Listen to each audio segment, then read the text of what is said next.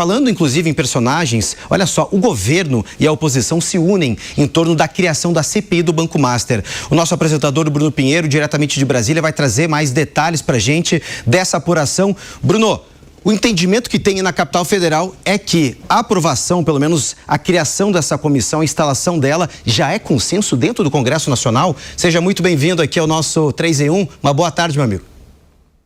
Exatamente. Ótima semana também a você, aos nossos comentaristas, ao José Maria, que está de volta aqui também na capital federal. Fui conversar hoje um pouco mais cedo com nomes ligados tanto à ala governista, nomes do MDB, nomes que são mais ligados por parte do Palácio do Planalto e também da oposição. Há um entendimento unânime sobre a necessidade de investigar, de instalar uma CPI ou uma CPMI no Congresso Nacional para tentar entender o que aconteceu realmente na história do Banco Master. Alguns chegam a falar que é inevitável, que esse é o maior escândalo financeiro que nós já assistimos. E outros até falam que há inclusive indícios de nomes do Congresso Nacional, assim como a história do INSS. Agora, no núcleo duro do governo federal, dentro do Palácio do Planalto, a tentativa é de afastar isso para não arruinar a imagem do governo em uma época eleitoral. Agora, se existe um consenso para a instalação de uma CPI ou de uma CPMI, não existe um consenso para os requerimentos, para as convocações. A oposição coloca na conta do governo atual, dizendo que o governo é quem está envolvido nessa história do Banco Master. Já os aliados do governo dizem que o governo anterior, de Jair Bolsonaro, sabia de tudo e que nada foi feito. E que nomes ligados ao nome de tanto do Banco Master ou até mesmo do alto escalão estavam também cientes e ligados, inclusive, a nomes da oposição. Agora, esperar se essa força de vontade também é compartilhada entre Hugo Mota e Alcolumbre. Aliados dizem que ambos não estão a fim de ter um desgaste com mais uma CPMI no Congresso Nacional em um ano eleitoral. Vamos aguardar o que deverá acontecer, viu, Cássio?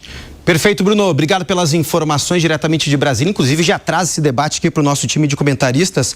Fábio Piperno, eu quero te ouvir, porque a instalação da CPI do Banco Master chama atenção pela essa união, né? Desde o PT até o PL. Mas no meio de tudo isso tem um centrão, Fábio Piperno.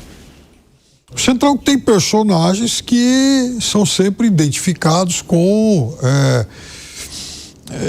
a proximidade com o Banco Master, né? Então, vamos lá, a gente sabe, por exemplo, o senador da República, ele atendendo, não um pleito explícito do Banco Master, mas tomando uma ação que certamente beneficiaria o Banco Master, tentou aumentar o limite do FGC de 250 mil para R$1 milhão.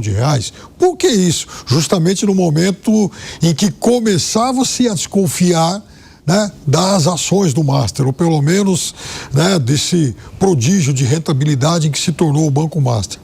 Então, é claro que isso levanta o alerta. Agora, veja, eu acho o seguinte, aquela história de quem não deve, não teme. Eu acho que uma coisa é o Daniel Vocaro ter conversado com de A a Z todo mundo. E aí ele fazia o papel também dele, enfim, de lobista da sua própria instituição. A outra é delimitar quem foi que de fato negociou com ele.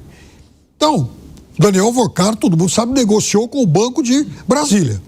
Esse vai ter muita coisa a explicar. Negociou, por exemplo, com o Fundo de Previdência lá do Rio de Janeiro, que, aliás, até na semana passada afastou o presidente.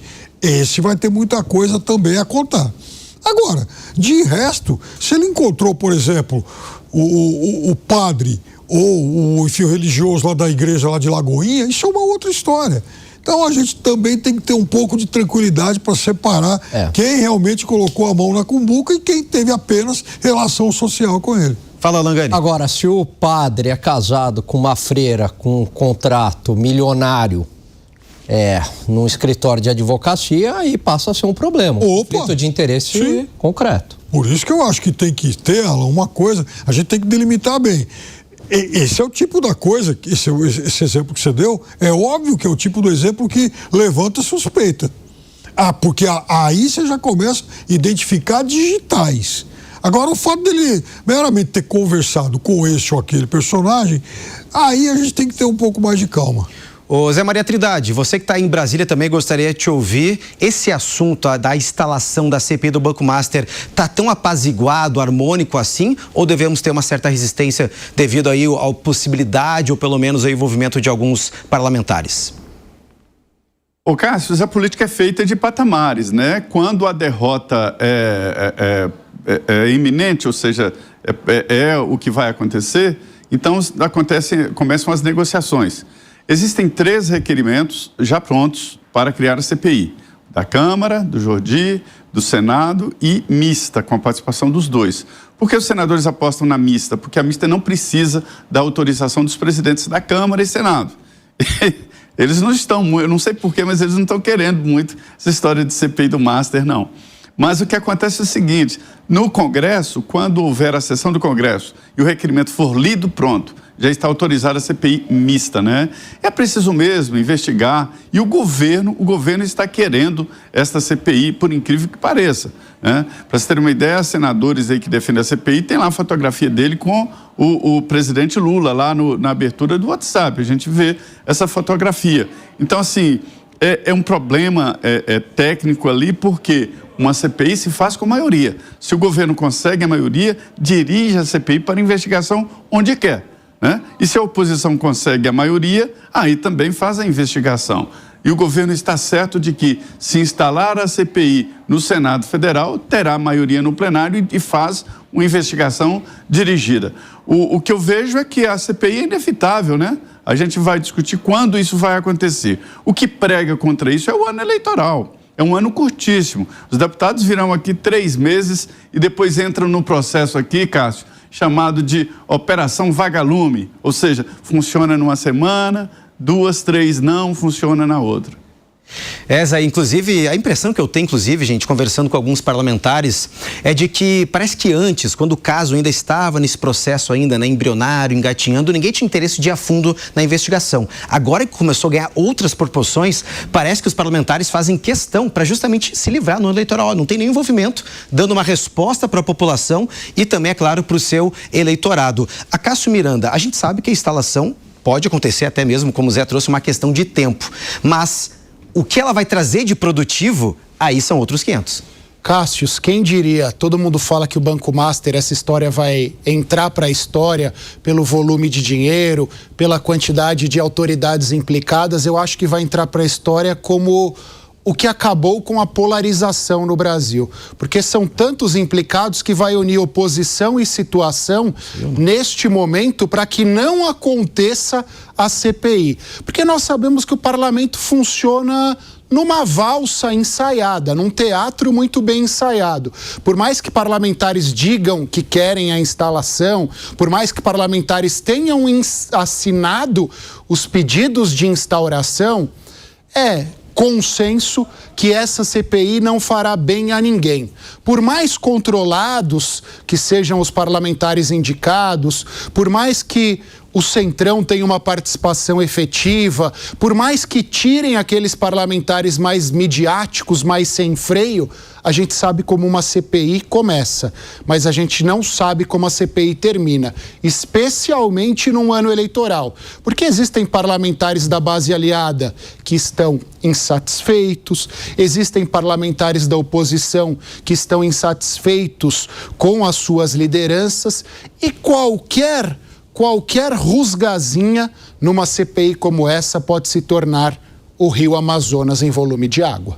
Inclusive, gente, uma CPI a gente sabe que precisa de muitas negociações. Claro, caso ela seja instalada, criada, né, no Senado Federal, precisa definir quem vai ser o presidente dessa comissão, quem vai ser o relator. Isso geralmente também tem uma negociação entre os partidos e também a questão de aprovação de requerimentos, de quebra de sigilos, de convocação, de convites, tudo isso entre jogo, por isso que uma CPI é tão imprevisível, Alangani, e também acaba criando uma certa resistência de alguns lados.